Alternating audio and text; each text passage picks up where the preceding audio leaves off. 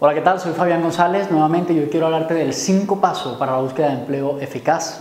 Hoy vamos a hablar de la entrevista, de eso que pagará el esfuerzo y será el fruto a esa búsqueda intensa, a esa preparación de la CV, a identificar tus valores, tus habilidades, tus talentos, tener un objetivo claro. Ha llegado la entrevista. La entrevista tiene algo muy particular y es que a los profesionales se les ha olvidado que la entrevista está para que se queden con el trabajo.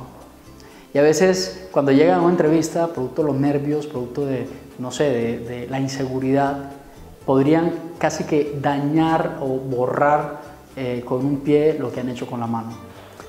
Claves prácticas para no caer en el error de esa entrevista. Una de las primeras cosas que tenemos que entender es muchas de las preguntas que se tienen en un proceso de entrevistas ya se conocen, ya se saben, están incluso publicadas en cualquier web, las puedes encontrar.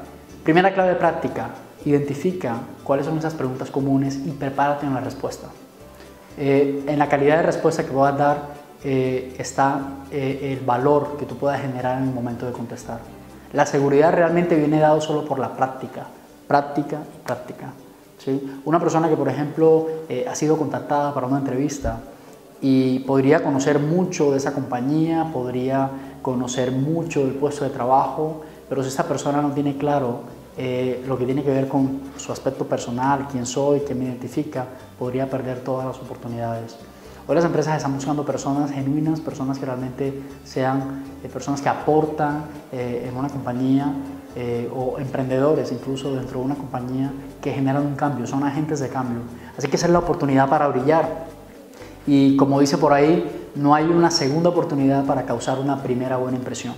¿Qué tal en esa primera impresión crear tu propia tarjeta de negocios y entregársela a ese entrevistador y decirle, mira, muchas gracias por la entrevista, esta es mi tarjeta, cualquier cosa, pues aquí me puedes contactar?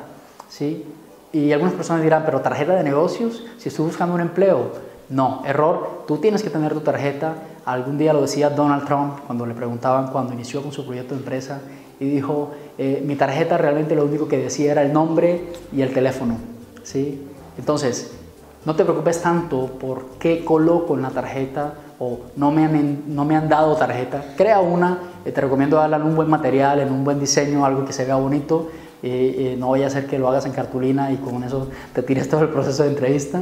Pero lo importante es tener algo que realmente capte y llame la atención. ¿Y qué tal si a esa tarjeta, una vez terminada la entrevista, le añadimos un correo electrónico dando las gracias a la persona por la entrevista?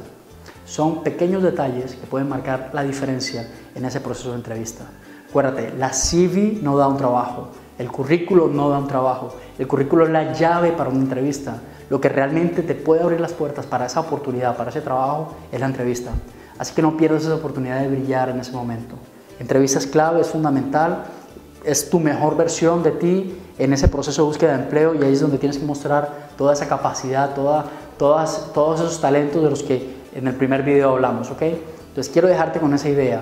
¿Estás realmente enfocándote en fortalecer unas buenas respuestas ante las cotidianas preguntas? Hay una pregunta incluso que podría sonar un poco raro, y es esa pregunta típica dentro de las preguntas de entrevista que dicen, ¿tienes alguna pregunta? Es una pregunta normalmente que se deja al final y la gente dice normalmente, no tengo ninguna pregunta, o simplemente algunos pensarían, bueno, ¿cuánto me van a pagar?